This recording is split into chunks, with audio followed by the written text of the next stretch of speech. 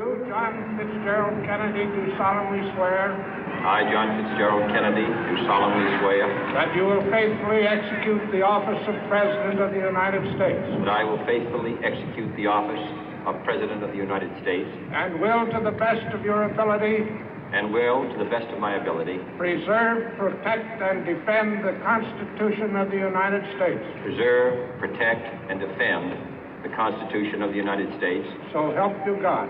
So help me God.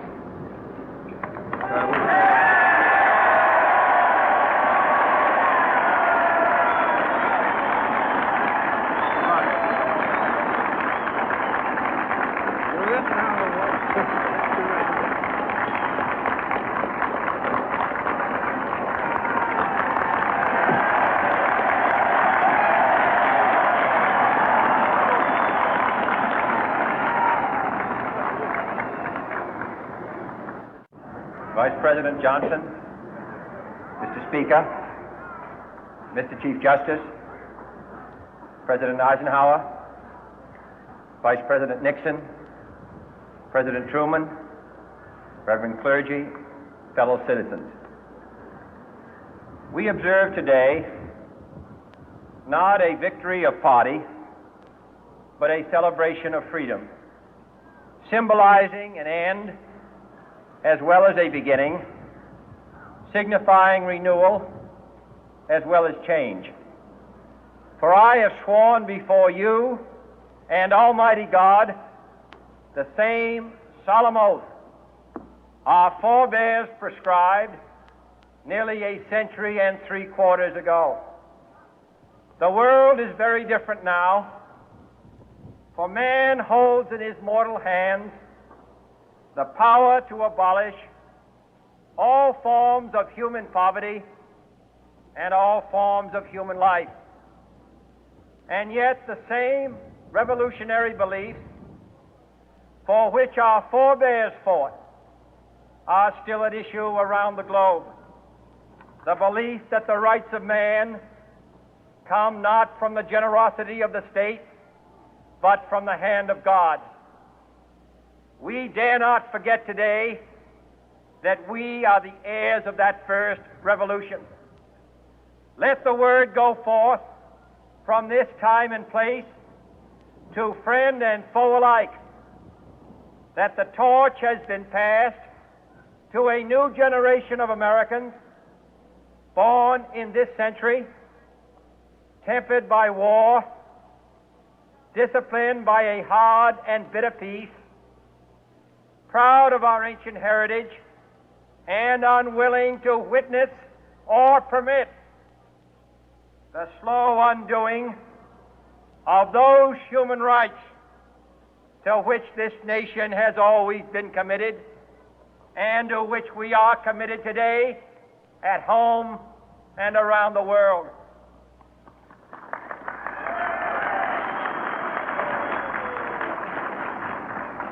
Let every nation know, whether it wishes us well or ill, that we shall pay any price, bear any burden, meet any hardship, support any friend, oppose any foe to assure the survival and the success of liberty.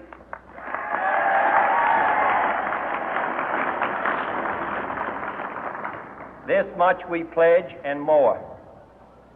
To those old allies whose cultural and spiritual origins we share, we pledge the loyalty of faithful friends. United, there is little we cannot do in a host of cooperative ventures.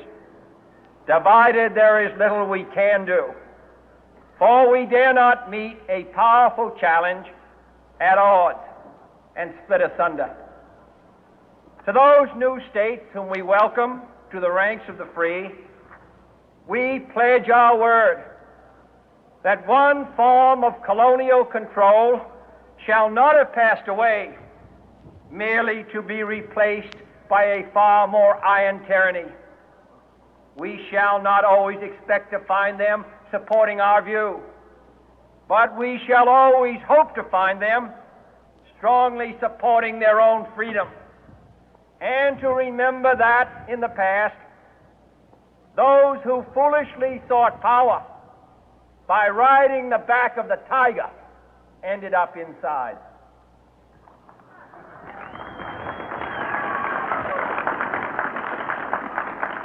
To those people in the huts and villages of half the globe struggling to break the bonds of mass misery, we pledge our best efforts to help them help themselves for whatever period is required, not because the communists may be doing it, not because we seek their votes, but because it is right. If a free society cannot help the many who are poor, it cannot save the few who are rich.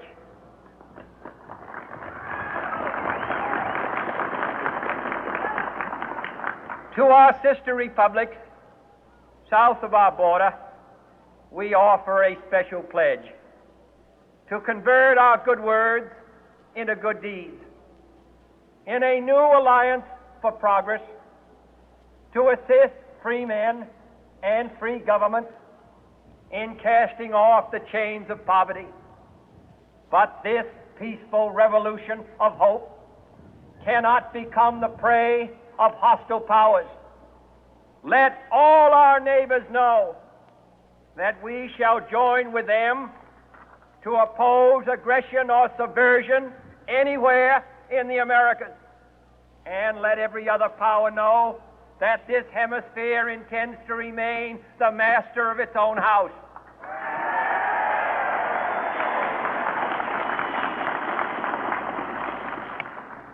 To that World Assembly of Sovereign States, the United Nations, our last best hope, in an age where the instruments of war have far outpaced the instruments of peace, we renew our pledge of support to prevent it from becoming merely a forum for invective, to strengthen its shield of the new and the weak, and to enlarge the area in which its writ may run.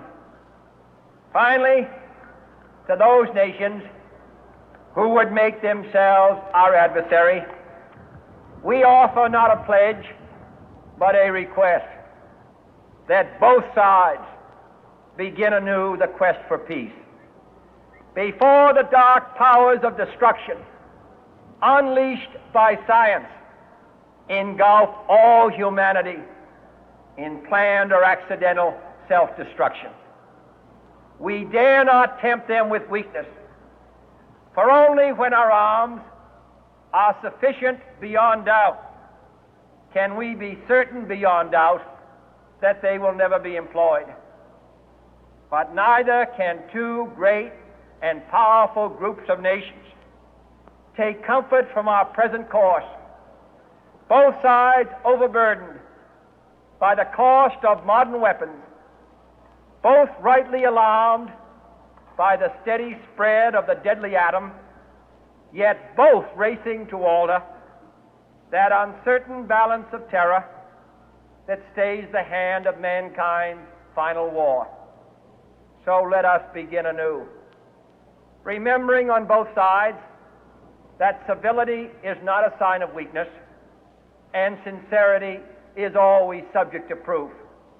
Let us never negotiate out of fear, but let us never fear to negotiate.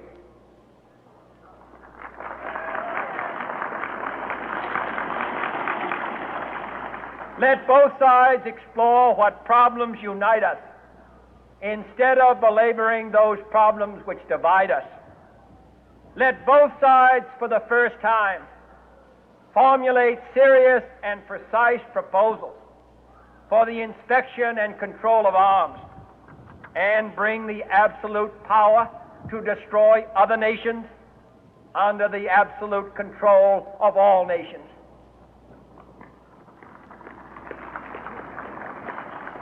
Let both sides seek to invoke the wonders of science instead of its terrors. Together, let us explore the stars, conquer the deserts, eradicate disease, tap the ocean depths, and encourage the arts and commerce. Let both sides unite to heed in all corners of the earth the command of Isaiah to undo the heavy burden and let the oppressed go free. And if a beachhead of cooperation may push back the jungle of suspicion, let both sides join in creating a new endeavor, not a new balance of power, but a new world of law, where the strong are just and the weak secure and the peace preserved. All this will not be finished in the first 100 days, nor will it be finished in the first 1,000 days, nor in the life of this administration, nor even perhaps in our lifetime on this planet. But let us begin.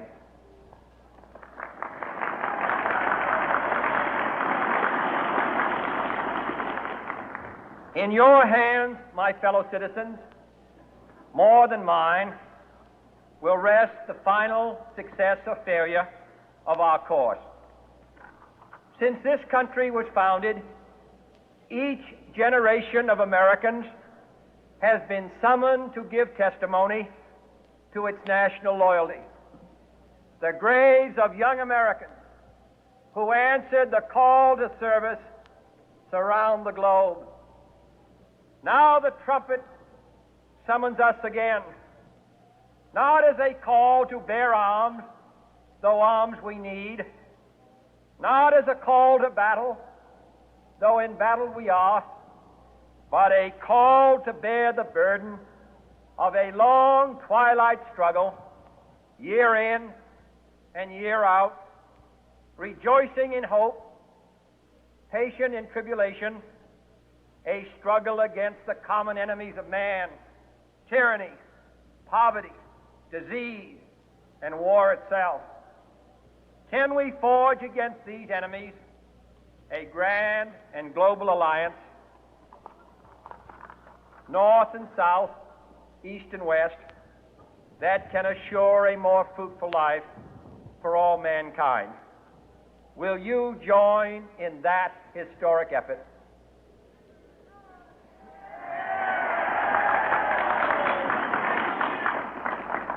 In the long history of the world, only a few generations have been granted the role of defending freedom in its hour of maximum danger. I do not shrink from this responsibility. I welcome it.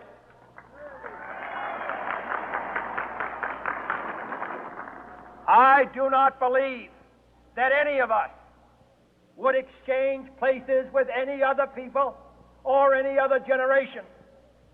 The energy, the faith, the devotion which we bring to this endeavor will light our country and all who serve it. And the glow from that fire can truly light the world.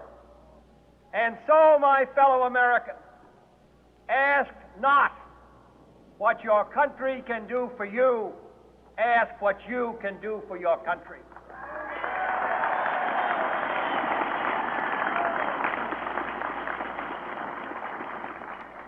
My fellow citizens of the world, ask not what America will do for you, but what together we can do for the freedom of man.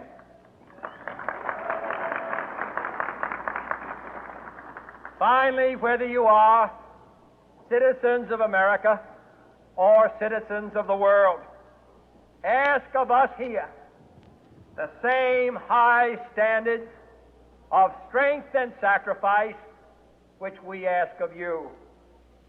With a good conscience, our only sure reward, with history the final judge of our deeds, let us go forth to lead the land we love, asking His blessing and His help, but knowing that here on earth God's work must truly be our own.